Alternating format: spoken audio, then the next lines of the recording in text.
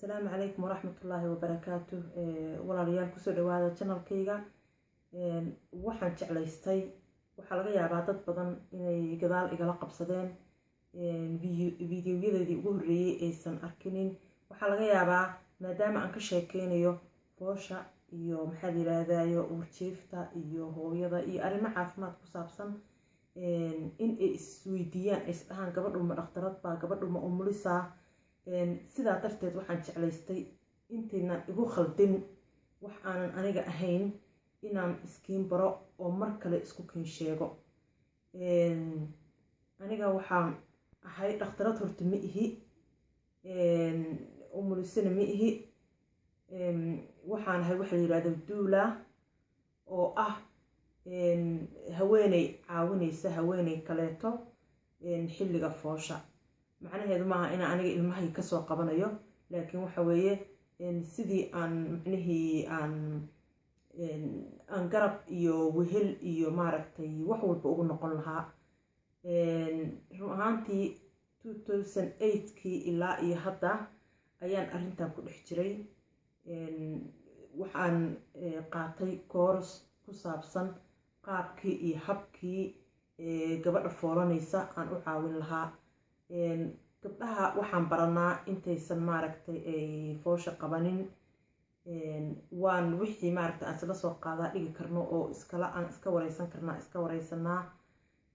markii foosha qabto baan isbitaalka aan la aadnaa. intaas garab iyo wehel iyo waxaan u nahay maxaa la yiraahdaa turjubaan iyo wax kaloo kasii badanba waa la foolanaa. arrimahan marka aniga hadda aan ka sheekeynayo waa arrimo yacni aan xirfad ahaan ku helay, waaye aragnimo, arrin aan ku kororsaday oo aan ku helay waaye. shaqadayda daawo shaqa kuma leh maadaama aniga aanan maaragtay aanan xirfadaas iyo waxbarashadaas aanan u lahayn wixii daawo ah, laakiin wixii gabadha kaleeto oo warbixin oo sidii qaabka ugu wanaagsan ay u foolan karto, waxa xanuunka ka yareynayo, maaragtay wax alaaliyo wixii iyada wanaag ugu jiro oo si fiican ay u dhali karto ayaan iska wareysanaa oo aan maaragtay warbixin ahaan aan u siinaa. marka waxaan aniga hadda aan soo bandhigayo waa waxaan idinla jeclaystay idinkana haddii aad wax uun kala soo dhex baxdaan oo wax uun maaragtay idinka xiise geliyo oo wax uun aad ka kororsataan. waxaan is iri wixii aad taqaanid gabdhihii walaalahaaye Soomaaliyeed ee adduunka dacaladiisa kala joogay ha kula wadaageen. laga yaabay inaan khaldami karo, laakiin inta badan ee aan saxay ayaan jeclaystay inaad idinkana ka faa'iidaysatiin. aniga haddaan heli lahaa qof sidaan oo kaleeto wax iigu sheega, gabar Soomaaliyeed oo wixii ay taqaano aan ka kororsado waa jeclaan lahaa. sababta igu kaliftay inaan koorskan qaatana waa dhib aniga aan soo maray. macnaha marka aniga dhalaayay alxamdulilah 2 ciyaalan haystaa, 2 wiila ilaahay igu arsaaqay. markaan wiilashayda dhalaayay wehel ma haysanin, qof wax iisii sheega ma haysanin.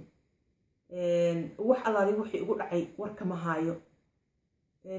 ilmaha qaarkood markii ay ku dhagaan maxaa la yiraahdaa miskaha macnihii maaragtay farjiga ay soo dhaafi waayaan, mararka qaarkood waxaa loo isticmaalaa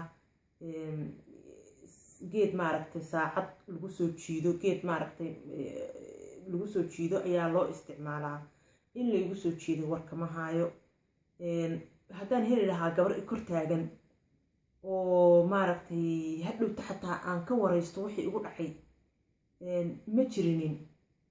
markaan aniga koorskan qaadanayay waxaan u qaatay in gabdhaha walaalahay ee Soomaaliyeed aan wixii aan ka caawin karo oo awoodayda ah saa aniga u jeclaan lahaa in la ii caawiyo, inaan iyagana markaan xagga joogo aan maaragtay aan u caawiyo. marka walaalayaalow waxaan jeclaystay inaynan igu qaldin in dhakhtarad hadhowna aynan dhihinin de gabadho haddaysan dhakhtarad ahayn ama umulisaan u malaynayna ama dhakhtarad u malaynayna ama waxaan u malaynayna hadday intaba ahayn maxay noo sheegaysaa. ma rabna inaan hadalkeeda dhageysano intaynaan oranin inta yaree wanaagsan ee afkayga ka soo baxay aan taliyo tusaale idinku siinayo waxaan jeclaystay inaad qaadatiin wixii daawo ah. shaqo kuma lihi ani cilmigaas ma lihi, laakiin wixii kale maaragtay aan waayo aragnimadayda kaleeto iyo maaragtay aan waxbarasho ku helay inaad ila wadaagteen ayaan jeclaystay. sidaa darteed waxaan rabaa inaan yacni la igu qaldin waxaanan ahayn, idinkana aad ogaatiin waxaa aniga ahay. waxaan aan idiin soo bandhigayo waa wax aan muddo 8 sano ah aan ku dhex jiray, aan arkayay. xataa waxaa dhacday inaan gabar Soomaaliyeed xataa anigu ilmihii aan kasoo qabtay, anoo raba inaan isbitaalka aan wada aadno, inaan ilaahay qudradiisa aan ka gaaran weynay. dhacday in aan ilmihii micnihii markaas aniga aan gacanteyda kusoo qabto. alxamdulilah hooyadii cunugeedaba way caafimaad qabeen. xataa ambalaaskii 2 nin oo la socday oo noo yimaadeen waxay la yaabeen sidaan u deganahay, haba yaraatee wax maaragtay panic ah igu dhicin. taasna waxaa keenayso sanadadaas badan aan arkayay ilmo dhalanaya, qaabkii loo soo qabanayay, qaabkii maaragtay wax loogu waxeynayay. marka insha allah wixii aniga aan soo arkay unbaan rabaa inaan idinla wadaago. sidaa darteed waxaan rabaa inaan idiin mahad celiyo oo aan idin raahdo asalaamu calaykum waraxmatullaahi wabarakaatu. kusoo dhawaada channelkayga mar kale iyo mar 10aad iyo mar 20aadba. hana ilaawinina inaa maaragtay wixii akhbaara aad iisoo qortiin, hana ilaawinina inaa maaragtay subscribe ku samaysiin oo aad share garaysiin. aad baan idinku mahad celinayaa. asalaamu calaykum.